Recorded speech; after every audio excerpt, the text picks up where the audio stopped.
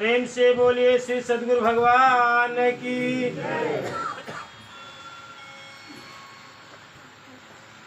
देखा कहानी में ध्यान जरूर दिया। कहानी के शीर्षक का एक कौवे की शिक्षाप्रद कहानी, मोटिवेशनल स्टोरी। या कौवे की कहानी और संत की कहानी से आप लोग एक सीख सीखें। एक संत जी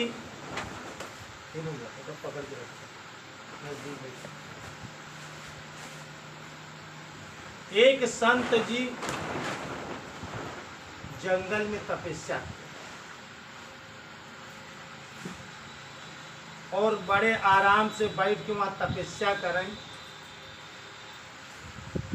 वही पेड़ के नीचे चौतरा बना के तपस्या करत रहा, तो वही पेड़ पे एक रोज कौआ कहीं से दिन भर के अपना उड़ के चुन के खा करके आता और उसी पेड़ पर जो है कि विश्राम करता। और जहाँ संत बैठते थे ठीक उनके सामने वह कौवा विश्राम करता। तो संत जी ध्यान लगाते तो वह कौवा बड़े गदगद हृदय से इस बात को रोज देखा करता और अपने आप को पछताता कि मुझे मनुष्य योनि नहीं मिली। और मनुष्य योनि तो जाने दीजिए, मुझे पक्षी योनि मिली और पक्षी योनि में हमें कौवा का जन्म हुआ। तो एक दिन वह कौवा सोचते सोचते कौवा रोने लगा। और जब रोने लगा तो उसकी आंखें की बूंदें तपस्या करते हुए संत के ऊपर पड़ी। जब कुछ आंखें की बूंदें संत के ऊपर पड़ी तो संत देखे कि बारिश भी नहीं हो रही है, ये जल कहाँ से गिर रहा है। और जब गदगद हृदय से आदमी रोता है तो उसकी आंख ठंडी होती है, उसकी आंख ठंडी होती है। इतनी ठंडा जल कैसे गिर रहा है। और जब आदमी वैसे रोता है, कोई मार दिया कोई कारण बस गर्म, तो उसकी आंखें गर्म, रोते समय उसकी आंखें गर्म। लेकिन आंख बिल्कुल ठंडी थी, बड़ी श्रद्धा थी उसके कौवे की आंख में। जब संत जी आंखें खोलकर उसकी तरफ देखते हैं तो जब संत बड़ी दया दृष्टि से देखते हैं तो कौवा उनके पास चला आता है और कौवा कहता है कि महात्मा जी, मुझे आपकी तपस्या देख करके तो पहली ग्लानि होती है कि मुझे ईश्वर ने मनुष्य योनि नहीं दी। और मनुष्य योनि तो जाने दीजिए, हमें पशु भी नहीं बनाया, पक्षी की योनि दिया। और पक्षी की योनि में मुझे कौवा और एकदम काला कलूटा रंग जिसे कोई नहीं पसंद करता। और जिस दरवाजे पर हम जाते हैं काँव काँव करते हैं, जिस महल पर बैठते हैं जिसके द्वारे बैठते का वही हमें डंडी लेकर के वही खेदता है, मुझको मारता है। ये कौवा टाँव टाँव काँव काँव क्या कर रहा है। हर दरवाजे से मैं खेदा जाता हूँ। क्या ये काली शरीर, काले पंख, पूरा हर तरह से बिल्कुल काला। तो संत जी बोले कि कोयल भी तो काली होती है। तो कौवा कहा, गुरुदेव काली तो होती है, फिर भी भगवान उसको मुझसे उसकी आवाज तो सुरीली बनाया है। उसको लोग सुरीली आवाज कर, काला भले काली कोयल है लेकिन उसकी तो आवाज मीठी है। हमारे पास तो कोई मीठी आवाज भी नहीं ईश्वर दिया है, काँव काँव करने की आवाज। तो कहा, अच्छा आप चाहते क्या हैं। तो कौवा प्रार्थना करता है कि गुरुदेव आप अपनी तपस्या से हमें हंस बना दीजिए। हंस एकदम सफेद होता है, बड़ा सुंदर होता है, जो कि बड़ा देखने में अच्छा होता है, सुंदर सुंदर पंख होते हैं, सफेद पंख। अब मेरे तो सारे पंख काले हैं, मुझे कोई नहीं पसंद करता, मुझको हंस बना दीजिए। हंस तो बहुत सफेद होता है, लोग उसकी फोटो खींचते हैं, वहाँ जाते हैं, मुझे हंस बना दीजिए। संत ने कहा मैं बना तो दूंगा आपको तपस्या से, लेकिन एक शर्त है, फिर दोबारा मैं आपको दूसरा चीज नहीं बना सकता, एक ही बार बनाऊंगा, फिर आकर के आप बोलेंगे तो हम दूसरा आपको नहीं बना सकते। इसलिए आप थोड़ा हंस बनना चाहते हैं तो आप हंस के पास जाकर के थोड़ा सा उससे मेल जोल करके उनसे पूछिए, उसके जीवनचर्या के विषय में आप जानकारी कीजिए। अगर उनकी जीवनचर्या, उनका रूपरेखा तुम्हें पसंद है हम तुम्हें हंस बना देंगे। लेकिन एक बार आप हंस के पास जाकर मुलाकात करें और उनके जीवन के विषय में पूछें। कौवा वहां से संत के पास से उड़ा। उड़ने के बाद वो उस बड़े तालाब में गया, समुद्र में, जहां हंस रहते थे। हंस के पास पहुंचा और जल में थे वो, किनारे होकर के बहुत सारे हंस थे, उन सब से हाथ जोड़कर प्रार्थना करने लगा, अपनी बात को बताने लगा। कहा कि हम हंस बनना चाहते हैं, एक संत जी मिले हुए हैं और मैंने उनसे प्रार्थना किया कि हंस बना दीजिए, तो मैं आपके जीवनचर्या को जानने के लिए आया हूँ, क्योंकि उन्होंने कहा कि एक बार से हम दोबारा कुछ दूसरा नहीं बनाएंगे। तो बताइए आपका तो, मेरा तो काला पंख, काला कलूटा एकदम ईश्वर ने बना, मेरी बोली भी नहीं ठीक है, आप तो बिल्कुल श्वेत वर्ण, एकदम सफेद वर्ण, और आप जो है कि समुद्र में रहते हैं। हंस बोला क्या बातें करते हो, अरे मृतक का रंग दिया है भगवान ने मुझे, मरने के बाद सफेद कफन लोग पहना, अरे क्या मृतक की शरीर का रंग मुझे दिया है? ये कोई रंग है? ये कौन सा रंग मुझे दिया? मरने के बाद कफन वाला रंग मुझे भगवान ने दिया है।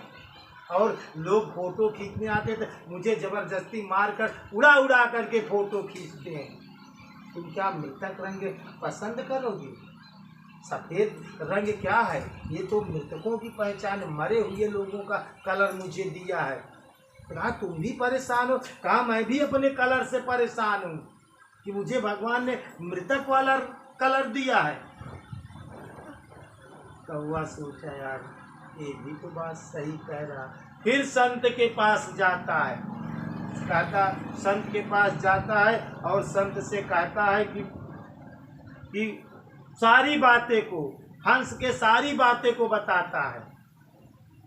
कहता है कि ऐसा है कि हंस तो बोला कि मुझे मृतक वाला कलर दिया है भगवान ने, मरने वाला कलर दे दिया है, ये मातक रंग है। फिर क्या बनना चाहते थे? हाँ मुझे तोता बना दे। तोते की क्या लाल लाल ठोट होती है, क्या हरे हरे पंख होते हैं, क्या तोता सीताराम सीताराम रटता है, कितनी अच्छी जो है कि उसकी आवाज़ होती है, लोग उसकी आवाज़ को पसंद करते हैं। और जो कि क्या हरा हरा कलर होता है, कितनी बढ़िया उसकी जो है कि नाकें होती है, उसके ठोंठ कितने सुरीले होते। मुझे तोता बना दीजिए। संत जी ने उसे कहा कि मैं फिर एक बार तुझे कह रहा हूँ, मैं एक बार से दोबारा तुम्हें नहीं बनाऊंगा। आप बनने से पहले आप तोते के पास जाइए, उनके जीवनचर्या को देखिए, उनसे मिलिए, क्या वो अपनी स्थितियों परिस्थितियों से खुश है? हम आपको बना, नहीं तो बनाने के बाद फिर आओगे तो हम नहीं बनाएंगे। तो कौवा सोचता है कि बात तो ठीक है, क्योंकि एक बार से दोबारा संत बनाएंगे नहीं। वो तोते के पास जाता है, वहां से संत के पास उड़ा और गया। एक जो है कि बाग थी, बाग में पहुंचा तो देखता है एक पेड़ पर ढूंढता है तोता कहाँ, तो जल्दी हरे हरे पंख थे, हरे हरे वृक्ष में वो जल्दी तोता दिखाई नहीं पड़ता था, छिपा था हरे हरी पत्तियों के बीच में। लेकिन एक तोते ने आवाज की, तब तक कौवे की नजर उस पर पड़ गई। तो कौवा तोते के पास गया, कहा भाई हम जिस वृक्ष के नीचे रहते हैं वहाँ एक संत जी तपस्या करते हैं, मेरा काला कलूटा रंग है, मैं इसे त्यागना चाहता हूँ। मैं आप जैसे रंग, क्या बेहतरीन कलर, क्या हरा हरा पंख है आपके पास, क्या क्या सुरीली नाक, इतने लाल लाल आपके ठोंठ, क्या मिट्ठू मिट्ठू करके सीताराम करते, हम तोता बनना चाहता हूँ, इसलिए आपको पास आ रहा हूँ। कहा देखा तुम इस वृक्ष पर आए तो कितनी देर बाद मुझे पाए, कहा बहुत देर लगा मैं आपको ढूंढने। कहा क्या भगवान मुझे बना, हरे हरे पंख और हरे हरे पेड़ों में छिप जाता हूँ और खाने को हरा हरा मिर्चा, क्या हरा हरा कलर की बात करते हैं, हरा मिर्चा खाने को मिलता है, हरे हरे पेड़ों पर छिप कर रहा था, कोई देख भी नहीं पाता, क्या हरा कलर मेरे भगवान को ने दिया। और लोग मुझे फंसा करके, तुम्हें तो कोई पकड़ता नहीं है, और मुझे पकड़ करके ले जाते हैं, पिंजड़े में बंद कर देते, तो हरी हरी मिर्ची खाने को दे देते हैं, हरी हरी मिर्ची, हरा कलर, हरी पेड़, हरी हरी मिर्ची खाने को दे देते हैं, लेकिन तुम्हें तो कोई पकड़ता नहीं। कौवा बोला कि क्या मुझको तो कोई पसंद नहीं करता, लोग बाग रोज डंडा मारते हैं, केवल श्राद्ध के दिन मुझे डंडा नहीं मारते। हेरा थी कौआ का कि श्राद्ध आए, आ जाओ कुछ कौआ खा ले जा, जो मरे के बाद श्राद्ध करते वो मुझको उस पर पूछते हैं लोग, मरा आदमी के भोजन करने। तो कहा तुम तोता बनना चाहते हो, तोते में लोग पिंजड़े में बंद कर देंगे और तीखी हरी हरी मिर्ची खाने को देंगे, जीवन पूरा जेल की तरह सड़ेगा। और कौवे को कौन पिंजड़े में बंद करता है, और तोते को तो पिंजड़े में बंद कर देते हैं। तो कौवा सोचे यार बात तो यह सही कहा था, ये बात ठीक है, नहीं जो ना, फिर उड़ा कौवा हुआ से, कौवा हुआ से उड़ा और अपने मन में सोचत विचारत जात बा कि फिर का बनी है, फिर कौन पक्षी बनी है। तो करे मन में बनत बा कि सबसे अच्छी पक्षी तो मोर, मोर मुरैला, मयूर सबसे अच्छी पक्षी, क्या बढ़िया सुंदर पंख। उड़ते उड़ते आया संत महात्मा के पैरों पर, फिर नतमस्तक हुआ। तो संत जी बोले बताओ, अरे कहा गुरुदेव, तोता तो बोला हरा हरा कलर, हरे हरे पेड़ों में छिपा रहता हूँ और पकड़ करके लोग ले जाते हैं, मैं पिंजड़े में बंद कर देते पूरे, और हरी हरी मिर्ची तीखी खाने को देते हैं। ये तो हमको नहीं पसंद है, पूरा जीवन जेल हो जाएगा। फिर तुम क्या बनना चाहते हो? कहा संत जी सबसे अच्छी पक्षी तो मोर होता है, मयूर मुरैला, क्या उसमें कौन सा कलर नहीं होता है, क्या बढ़िया बढ़िया पंख होता है, और बारिश में नाचता है तो लोग उस पर मुग्ध हो जाते हैं, इतना बढ़िया मयूर, आप मुझको मयूर बना दीजिए। राष्ट्रीय पक्षी, पक्षियों में राष्ट्रीय पक्षी कहा जाता है, मुझे प्रभु आप मयूर बना दीजिए। संत जी ने कहा देखो बच्चे, एक बार बनने से पहले उनके पास जाकर मिल के आइए, क्योंकि मैं दोबारा तो बना नहीं सकता। आप उनके पास मिल कर आइए, कौवा फिर वहाँ से उड़ा और उड़ते उड़ते जंगल की तरफ गया तो वहाँ मोर के पास पहुँचा और मोर से कहने लगा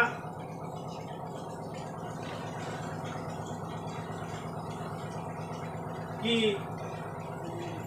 भाई तुम अपने जीवन की गाथा में बताइए, आपका जीवन कैसे है? आप तो राष्ट्रीय पक्षी हैं, आप तो बहुत बढ़िया नाचते हैं। कहा मैं राष्ट्रीय पक्षी हूँ, लोग मेरे को मारकर पंख तोड़ लेते हैं और बाजार में बेचते हैं।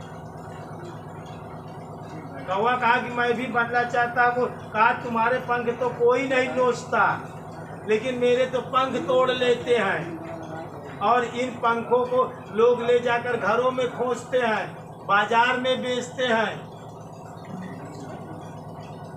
और इतना नहीं, तू कौवा है, अच्छा है। कहा एक बात बता, मुरैला कहता है तुमने चिकन बिरयानी सुनी है? कहा हाँ। कहा मटन बिरयानी सुनी है? कहा हाँ। कहा कभी सुना कौवे बिरयानी सुनी है? कहा नहीं, कौवे बिरयानी तो नहीं।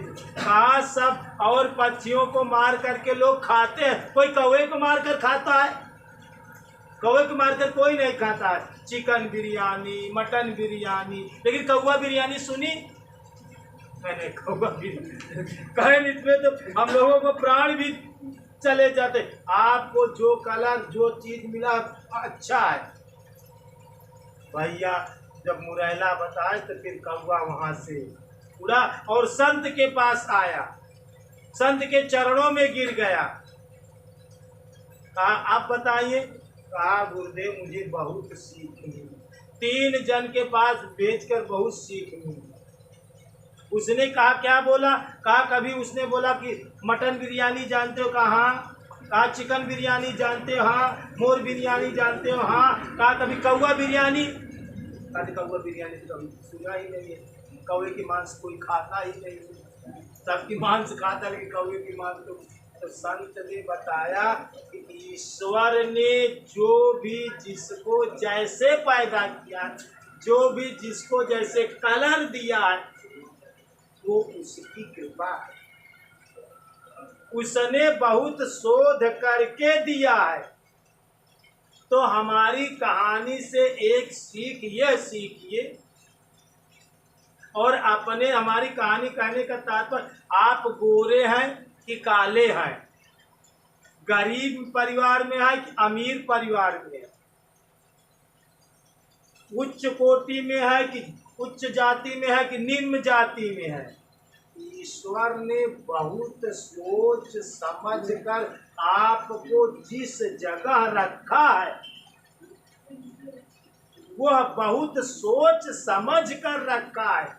जो पत्नी आपको मिली है बहुत सोच के मिली है, जो पति आपको मिला है बहुत सोच के मिला है, जो माता पिता मिले हुए वो बहुत शोध कर दिया।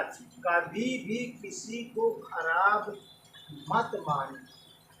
ईश्वर ने बहुत सोच समझ कर आपको जो चीजें दिया है, जिस देश में पैदा किया है, जिस घर में पैदा किया, जो माता पिता, कभी कभी बच्चे क्या होते, हमारे माता पिता नहीं थी, हमारे बीवी नहीं थी, हमारे ये नहीं, तुम ठीक बनो, तुम ठीक बन जाओ। तो कभी भी अपने को कराहना मत। मेरी बीवी नहीं समझदार है, मेरा पति नहीं समझदार है, मेरा पति ऐसा है वैसा है, मेरी माता, जो हमारे बच्चे ऐसे, जो भी ईश्वर दिया है वो आपके लायक है। आप अच्छे बनिए, उसको भी अच्छे बनाइए।